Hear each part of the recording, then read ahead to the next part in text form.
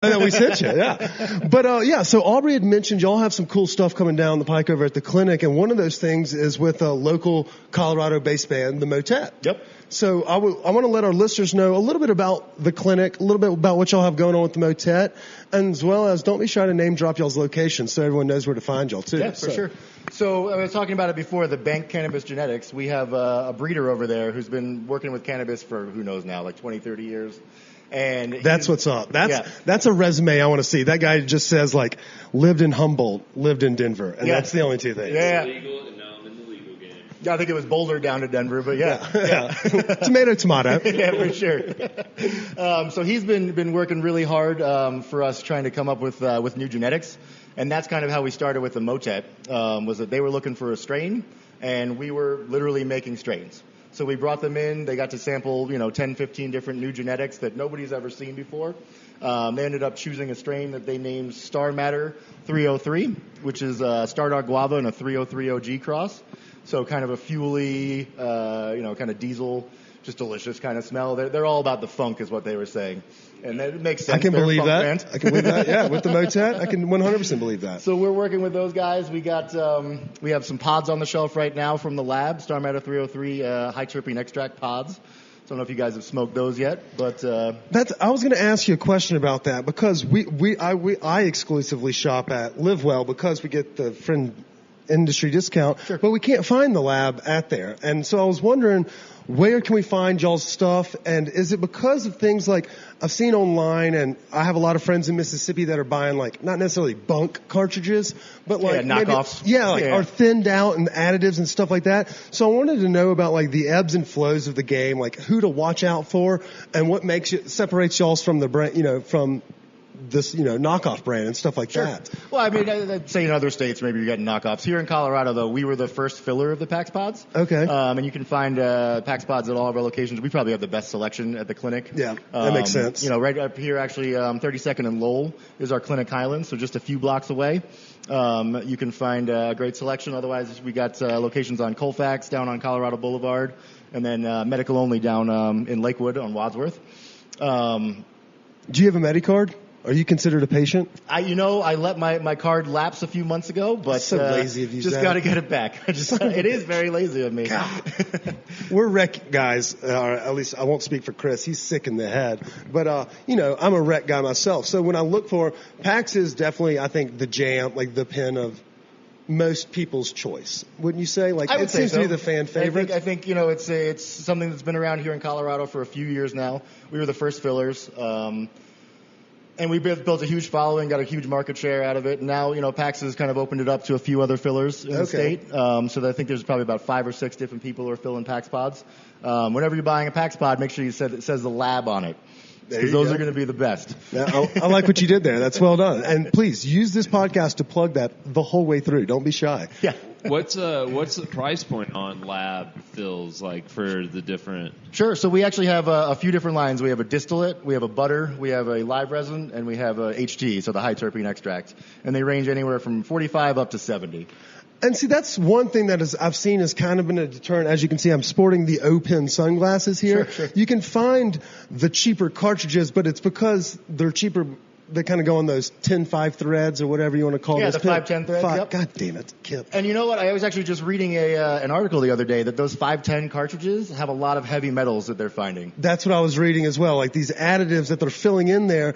And so people are having to pull these cartridges off the shelves because they're like, I don't know if they're are they toxic? Or? Well, I mean, heavy metals are going to be toxic. I mean, heavy metals are things that cause Alzheimer's and so it's like when I used to smoke out of a can growing up. Sure, yeah, exactly, just like the aluminum can. Yep. Okay, all right. So we need to avoid those. We need to specifically look for lab-based PAX cartridges. And they're called pods, I believe. Yep. Yeah, and while they may be a little bit higher on the price point, they save. And the fact that they'll go a little longer. They correct? do go a little bit longer, and I think the flavor's better out of them, especially the products that we put out. Our live resin tastes just like kind of the grow would taste, just like the flower would taste. Whereas you get some of these other kind of CO2 extracted distillate pods, where they put a fruity flavor in it, but it's still a fruity flavor, kind of off tasting. It's like liquid smoke on a chicken wing. It's not actual Exactly, smoke. exactly. Yeah. That's the best reference That's a I could great think. way to put it. Yeah. With the pods though, like if you were to do a comparison about how much, like one pod is equal to about like an eighth of flower. I mean, I know it's hard. It's hard to say. It's hard. Well, I guess how fast do you puff an eighth? You know, I guess. If we roll it up, we can smoke it pretty damn fast. Right. So we're good at getting high. If you're doing like kind of slow and long pulls off the packs, I mean, I know like my girlfriend or my wife actually. She. Ouch, man. Yeah. So I'm sorry, Mary. You're in the doghouse. we're not going to edit that. Yep. I said, well, you Just tell her you didn't show up. Be like, yeah, I definitely didn't listen to it. Don't follow him on Instagram either. They're terrible. No, but she takes like a hit a night, a tiny little hit, and it lasts, like she can have a pod last her a couple months. If I have a pod, I bring it to a concert, it's gone that night, but I'm at the same time, I'm passing it to all my friends and strangers and just trying to get people high. I like the stranger move. I'm usually that guy that's like, oh, you're at a show and someone's like, do you want to hit this joint? I'm like, I don't care if you've got mouth stuff or not. I'm hitting that fucking joint. So I'm with you on that. And I feel like I can't keep a cartridge too terribly long. Maybe a week, I think would probably be my average rate for a pen cartridge. Okay. See, I think so. Mine is too, but I only gauge it when I go on trips, because I'm not. Yeah, like vacations with the I normally don't family. have Home a smoking pen that, yeah. around the house. I'm normally smoking flower. Sure. But if I go on a trip, for number one, I don't have to do as much stuff like with my brain, so I can get a little higher. Yeah, so I can get and Christmas holidays. Family time is, if you don't have marijuana for traveling to go visit family like during holidays, I don't even know why you holidays. Like that's that's the only way to deal with family is high. As a compliance officer here in Colorado, I have to warn you, don't take cannabis out of the state. Yeah, we do. Okay. Oh yeah, we definitely don't do that. Yeah, but when I took it to you Paris, get it there, right? we took it to France, and I was getting high on that plane. It was legit. It helps fly everywhere. But yeah, so speaking of which, what's your go-to? Are you an uppers or downers? I'm an indica guy. They just work for me. I don't get tired. It keeps me focused, keeps me in the zone. Sativas just kind of throw me off into a tangent of just kind of ADHD style and get a little speedy on you. Exactly. I'm with you on that too. I'm kind of in the same boat. I get a little anxiety from my sativa. When I smoke, I start thinking, like the brain is rushing. And then I don't need to be thinking. As everyone that listens to this podcast knows, Kip's not a thinker. He's a doer. And so I don't need that sativa. I need to just be either medicated, sedated in the couch, or out here firing on cylinders with this fresh coffee. So I like it. We're all in the same boat. What kind of indica did you bring to get high today? My go-to is Kosher Kush. But we got some new strains coming out. Hebrew National. Shout out to the dog. Shout out to the gang.